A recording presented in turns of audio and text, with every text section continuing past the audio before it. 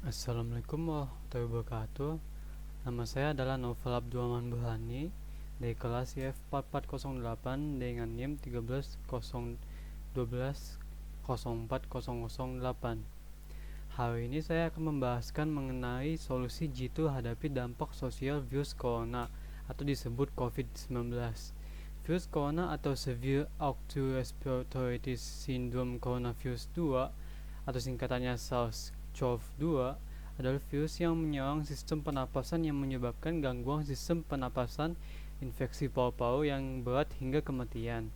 Virus ini telah menjadi pandemi global yang telah menginfeksikan warga dunia sebanyak 2.256.844 jiwa dengan total kematian sebanyak 154.350 jiwa dan yang sembuh sebanyak 571.851 jiwa per tanggal 18 April 2020. Indonesia sendiri berada di peringkat pertama ASEAN dengan jumlah penderita terbanyak yaitu 6.248 jiwa, meninggal 535 jiwa dan sembuh 631 jiwa. Virus yang berasal dari kota Wuhan, Cina ini teridentifikasikan pertama kali di Indonesia tanggal 2 Maret 2020 dan sampai sekarang telah menimbulkan banyak dampak baik dari segi korban jiwa, ekonomi, sosial, pendidikan, budaya, bahkan lingkungan. Dampak yang sangat terasa dirasakan oleh masyarakat saat ini adalah dampak ekonomi dan sosial. Berikut dampak sosial yang dirasakan masyarakat akibat wabah virus corona ini. Yang pertama adalah perekonomian masyarakat mengalami penurunan bahkan anjlok. Banyak pengusaha pedagang mengalami kerugian bahkan tidak dapat beroperasi lagi.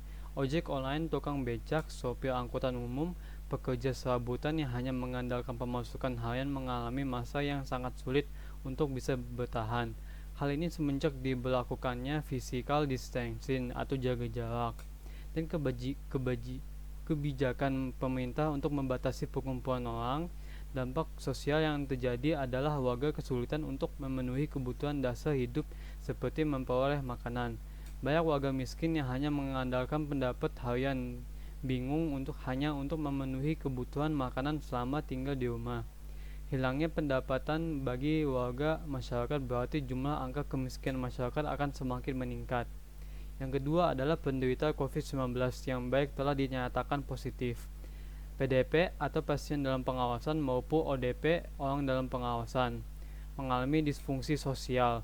Mereka harus dikarantina selama 14 hari baik di rumah sakit maupun isolasi mandiri di rumah. Permasalahan timbul ketika masyarakat mulai mendiskriminasi para korban COVID-19 mulai dari menjauhi, tidak mempedulikan, mengacuhkan bahkan sampai diusir. Banyak kasus penolakan terjadi dari masyarakat bagi jenazah korban COVID-19 yang hendak dimakamkan di wilayah tertentu. Kurangnya pemahaman masyarakat membuat rasa peduli dan toleransi hingga hilang begitu saja. Kejadian yang paling menyedihkan adalah ketika para tim medis, perawat dan dokter yang menangani pasien COVID-19 harus ikut diusir atau ditolak oleh masyarakat. Hal ini terjadi bagi mereka yang bertugas di rumah sakit rujukan COVID-19. Mereka terpaksa harus keluar dari rumah, kontrakan, atau tempat tinggal mereka dan tinggal di rumah sakit. Adanya kebijakan pemerintah yang menyediakan fasilitas tempat tinggal sementara bagi tim medis memberikan solusi dalam meringankan perjuangan tim medis sebagai ujung tombak penanganan pasien COVID-19. Namun, tetap saja peran serta masyarakat dalam menyikapi pandemi COVID-19 ini sangat besar dalam mendukung kinerja tim medis sehingga masyarakat hanya perlu memahami kondisi saat ini dan tidak berlebihan menyikapi kondisi mereka yang sedang berjuang melawan COVID-19, baik itu pun pasien yang sudah positif, ODP, PDP, maupun tim medis. Yang ketiganya adalah dampak dari virus corona membuat pemerintah melalui Kementerian Hukum dan HAM mengeluarkan Permenkumham nomor 10 tahun 2012 dan Keputusan Menteri Hukum dan HAM nomor MHH 19 PK 010404 tahun 2020 tentang pengeluaran dan pembebasan narapidana. Total napi yang telah dibebaskan melalui program asimilasi dan integrasi adalah 38.822 jiwa. Sumbernya dari Ditjen Pemasyarakatan Kemenkumham pada tanggal 20 bulan 4 tahun 2020 di seluruh Indonesia. Kebijakan ini malah menimbulkan masalah baru, yaitu ex-narapidana yang sedang menjalankan masa asimilasi tersebut kembali melakukan tindak kriminal di tengah-tengah masyarakat. Per tanggal 21 April 2020, setidaknya ada 27 orang mantan narapidana yang kembali melakukan kejahatan usai dibebaskan melalui program asimilasi dari Kemenkumham. Tindakan kejahatan yang dilakukan ex-narapidana ini beragam, mulai dari melakukan SCVDs atau pencurian dengan kekerasan, begal kendaraan motor, hingga pelecehan seksual. Memang tidak bisa dipungkiri ex-narapidana yang dibebaskan pada masa pandemi COVID-19 ini kesulitan mencari pekerjaan untuk memenuhi kebutuhan hidupnya, sehingga tentu saja akan berdampak pada aspek sosial, ekonomi, serta keamanan masyarakat. Warga masyarakat mulai mengkhawatirkan keamanan lingkungan dengan dibebaskan 38.000 lebih dari narapidana ini. Stigma negatif masyarakat terhadap ex-narapidana yang baru saja keluar pun menjadi masalah tersendiri bagi para mantan napi.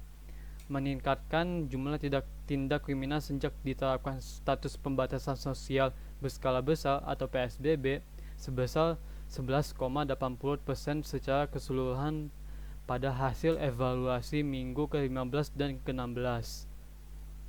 Walaupun meningkatkan jumlah kriminalitas, tidak semuanya berasal dari ex-narapidana.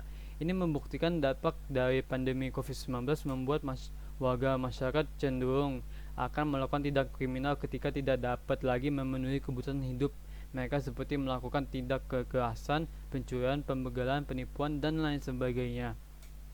Untuk solusinya seperti apa yang harus kita lakukan sebagai masyarakat dalam menyikapi situasi pandemi virus COVID-19 sehingga dampak sosial yang ada bisa diminimalisir.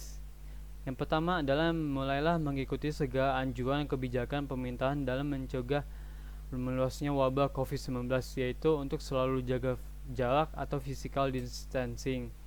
Tetap di rumah jika tidak ada keperluan mendesak, memakai masker kita keluar dari rumah, tidak mudik, dan selalu mengikuti protokol kesehatan COVID-19. Yang kedua adalah hal terpenting yang perlu kita tingkatkan adalah sepeduli, berbagi, dan toleransi antar sesama. Kita ketahui bahwa banyak warga masyarakat yang sangat kesulitan dalam memenuhi kebutuhan hidup. Alangkah baiknya kita mulai membangkitkan semangat gotong royong untuk saling berbagi. Mulai kembali meningkatkan nilai kewaspadaan masyarakat untuk membantu mereka yang sedang mengalami kesulitan.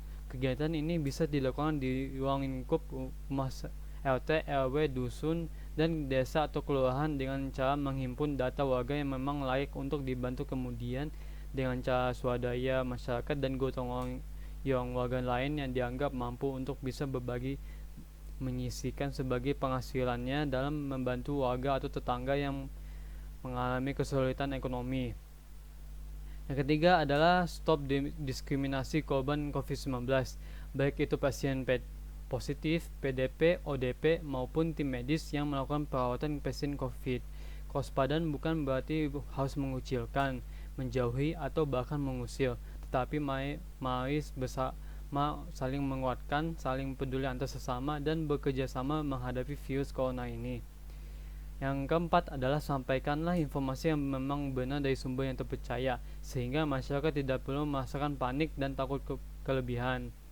Pemahaman masyarakat akan bahaya virus corona sangatlah kuat, sehingga menimbulkan gejolak dampak sosial di masyarakat. Dengan mengikuti protokol kesehatan masyarakat yang dikeluarkan oleh pemerintah, virus ini dapat kita cegah tanpa harus mengikis rasa kemanusiaan, kepedulian, dan toleransi yang menjadi budaya masyarakat Indonesia. Yang kelima adalah tetap selalu waspada terhadap tindak kriminalitas yang meningkat akibat pandemi ini, namun selalu berpikiran positif dan membuka ruang bagi para ex-narapidana untuk bersosialisasi di masyarakat. Itu saja yang akan saya bahaskan. Assalamualaikum warahmatullahi wabarakatuh.